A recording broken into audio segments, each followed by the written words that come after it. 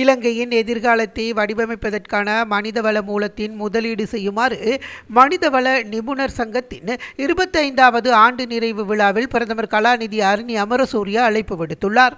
மனிதவள நிபுணர்கள் சங்கம் இந்த முக்கிய மைல்கல்லை எட்டியுள்ளது இட்டு வாழ்த்து தெரிவித்த பிரதமர், கடந்த கால நூற்றாண்டு கால இலங்கையில் மனிதவள தொழில்நுட்பத்தை மேம்படுத்துவதற்காக சங்கத்தின் நிறுவனர், முன்னாள் தலைவர்கள், உறுப்பினர்கள் மற்றும் பங்காளிகள் வழங்கிய விலை மதிப்பற்ற பங்களிப்பை பாராட்டினார். நாட்டின் பொருளாதார மீட்சி குறித்து கருத்து தெரிவித்த பிரதமர், நம்பிக்கையை மீள கட்டியெழுப்புவதிலும் நிறுவனங்களை பலப்படுத்துவதிலும் இலங்கைக்கு ஊக்கமளித்து முன்னேற்றத்தை அடைந்துள்ள போதிலும் நிலையான தேசிய அபிவிருத்தி, போட்டித்திறன், புத்தாக்கம், உற்பத்தி திறன், சுற்றுச்சூழல் மீதான பொறுப்புக்கூறல் மற்றும் உள்ளக வளர்ச்சி ஆகியவற்றிற்கு அவசியமான பரந்த தொலைநோக்கு பார்வை அவசியம் எனவும் தெரிவித்துள்ளார். நாட்டின் மிக சிறந்த போட்டித்திறன் வாய்ந்த சாதகமான காரணி அதன் இயற்கை வளங்களிலே அல்லது நிதி மூலதனத்திலோ மாத்திரம் தங்கியிருக்கவில்லை.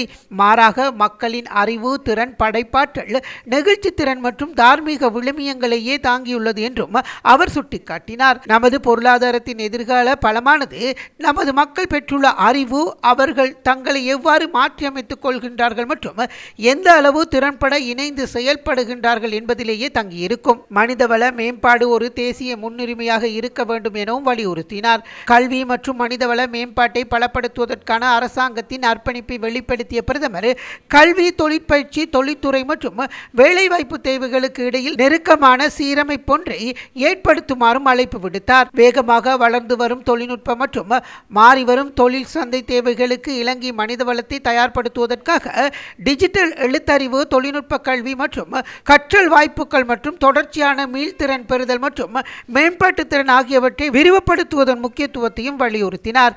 எதிர்காலத்தில் தயாரான மனித வளத்தை உருவாக்குவதற்கு கூட்டு செயல்பாடு அவசியம் என குறிப்பிட்ட பிரதமர், நாட்டின் மனித மூலதனத்தை வலுப்படுத்துவதில் அரசாங்கம், கல்வி நிறுவனங்கள், தொழில் வழங்குனர்கள், அபிவிருத்தி பணியாளர்கள், தொழில்துறை சங்கம் மற்றும் சிவில் சமூகம் ஆகியவை அனைத்தும் முக்கிய பங்காற்ற வேண்டியுள்ளது என்றும் தெரிவித்துள்ளார். நிர்வாக பணியாக இருந்த மனிதவள நிர்வாகத்தை ஒரு மூலோபாய துறையாக மாற்றுவதற்கு AHRP வழங்கிய பங்களிப்பை அங்கீகரித்த அவர், இலங்கையின் நிறுவன ரீதியான செயல்திறன், உற்பத்தி திறன் மற்றும் தொழில்முறை தரங்களை மேம்படுத்துவதில் சங்கத்தின் பங்களிப்பை பாராட்டினார். மனிதவள நிபுணர்கள் மத்தியில் மேலும் உரையாற்றிய பிரதமர், நிறுவன கலாச்சாரத்தை வடிவமைத்தல், தலைமைத்துவத்தை வளர்த்தல், உள்ளடக்கல் தன்மையை ஊக்குவித்தல், புத்தாக்கத்திற்கு ஆதரவளித்தல், நம்பிக்கை மற்றும் நியாயத்தை பாதுகாத்தல் மற்றும் தொழில்நுட்ப முன்னேற்றங்களின் மனிதர்களை மையமாக கொண்டிருப்பதை உறுதி செய்தல் ஆகியவற்றை அவர்களின் விரிவடைந்து வரும் பங்களிப்பினை எடுத்துரைத்தார். ஒரு நிறுவனத்தின் உண்மையான வெற்றி என்பது நிதி செயல்திறன் மாத்திரம் அளவிடப்படுவது அல்ல,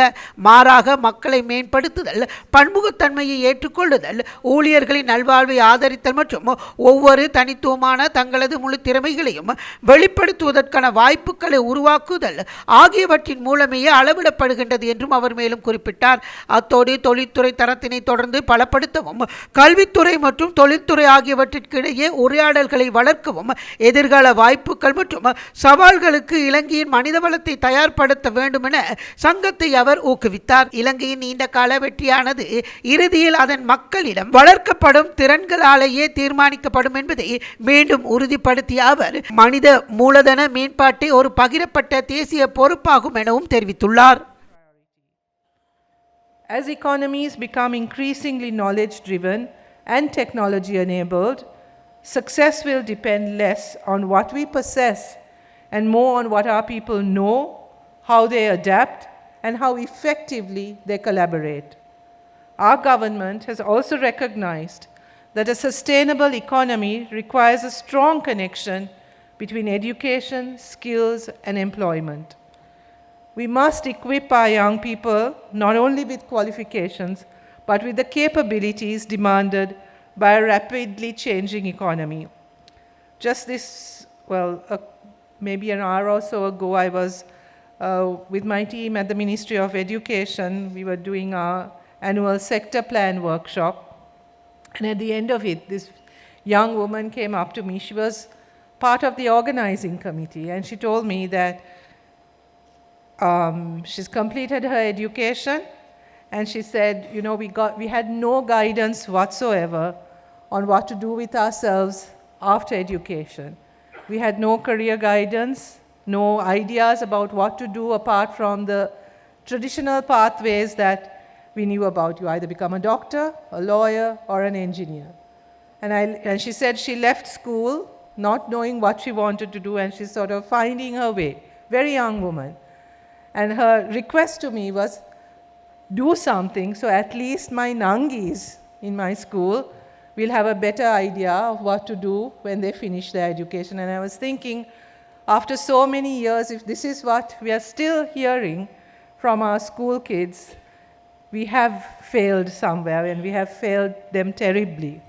So we need to strengthen education, vocational and technical training, digital literacy, and opportunities for lifelong learning. But most importantly, if we take on from what this young woman told me, we need to expand people's horizons and enable them to make informed choices based on what their aspirations are also. We need to give them the skills to have that awareness, to have that reflection about themselves and about the opportunities that they can seek. So we need to improve the connection between our educational institutions, our economy, and the needs of our industries and the needs of our society. We must create pathways for people to learn, to continue to learn, and to grow as occupations and technologies evolve. Obviously, as all of you here know, the workforce of the future, the workforce that will survive, will be one that will learn, continue to learn, and continue to adapt. This requires a huge change in how governments, educational institutions, and employers think about human development. Universities and training institutions cannot work in isolation from industry, from the economy, or from society. Employers, at the same time, cannot expect the education system alone to produce a workforce perfectly designed for every changing requirement. Industry and employers must also take on the responsibility of training workforce or giving opportunities for the workforce to learn as they go along. Certainly, government alone cannot achieve the development of national human capital through policy alone. We need partners, we need institutions who will be able to operationalize the policies that we develop. It must be a shared commitment. And at the same time, I must emphasize that education, or the role of education, is not simply about providing skills for a workforce, but also for producing the right kind of citizens who can lead a country, who can transform a country, and who can contribute to making life more meaningful and to be able to bring out the humanity in all of us. This is also, I think, a profound need of our times. Developing a future-ready workforce, however, requires the collective commitment of many partners. Development partners, industry associations, and civil society all have an important role in strengthening our country's human capital, or any country's human capital. As a government, we have a responsibility to create the environment, an enabling environment, and strengthen the institutions that can support such human development. This is where organizations such as yours, the Association of Human Resource Professionals, makes a meaningful and important contribution. Over the past 25 years, you have helped transform the perception of human resource management in Sri Lanka. It has supported the evolution of human resource from largely administrative functions to a more strategic discipline that contributes directly to organizational performance and national productivity, and what I heard today, to creating opportunities and enhancing the capability of the workforce.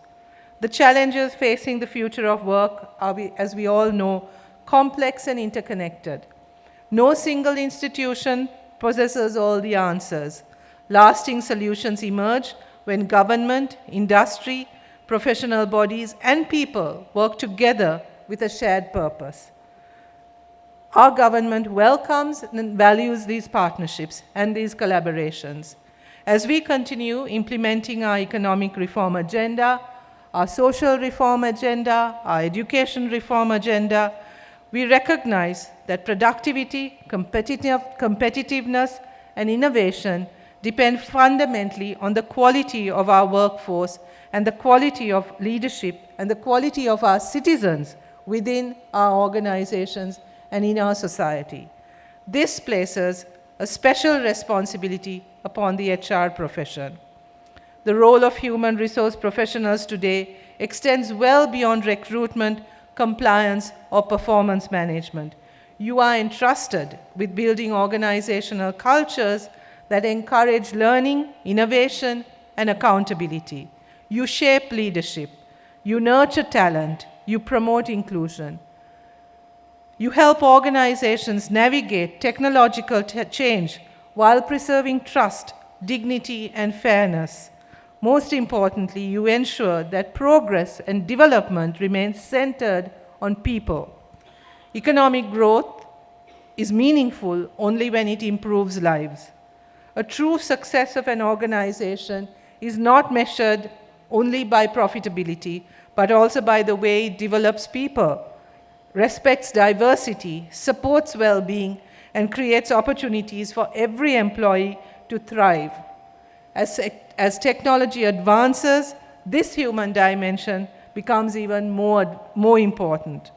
The workplace that will succeed in the future will therefore be those that combine technological excellence with humanistic values. We must strive to build a workforce that is capable, adaptable, and globally competitive, but at the same time, ethical, compassionate, and humane. That balance will define the quality of our organizations and ultimately the quality of our lives, of our society. Ladies and gentlemen, Sri Lanka, we are fortunate. We possess extraordinary human potential. Our professionals, entrepreneurs, researchers, educators, and workers have earned respect across the world through their talent, resilience, and dedication. Our task now is to create the conditions that will allow more Sri Lankans to realize their potential within our own country as well. That requires continuous investment in people. It requires organizations that value people. Above all, it requires collaboration. As AHRP enters its next 25 years, I encourage the association to continue providing leadership in shaping the future of work in Sri Lanka. Continue to strengthen professional standards. Continue to foster dialogue between government, business, and academia, and continue to help build a workforce that is equipped not only for the jobs of today, but also for the opportunities of tomorrow. Indeed, for a workforce that will help create those opportunities. The future of Sri Lanka will ultimately be determined not only by the policies we formulate or the investments we attract, but by the capabilities we develop and nurture in our people. That is a responsibility we all share. Once again, I would like to congratulate the Association of Human Resource Professionals on this significant milestone and commend everyone who has contributed to its success over the past 25 years. May our next chapter continue to strengthen organizations, empower professionals, and contribute meaningfully to building a resilient, inclusive, and prosperous Sri Lanka for all. Thank you very much, and I wish all of you a very pleasant evening. மேலதிக செய்திகளுக்காக எமது YouTube தளத்தை subscribe செய்யுங்கள்.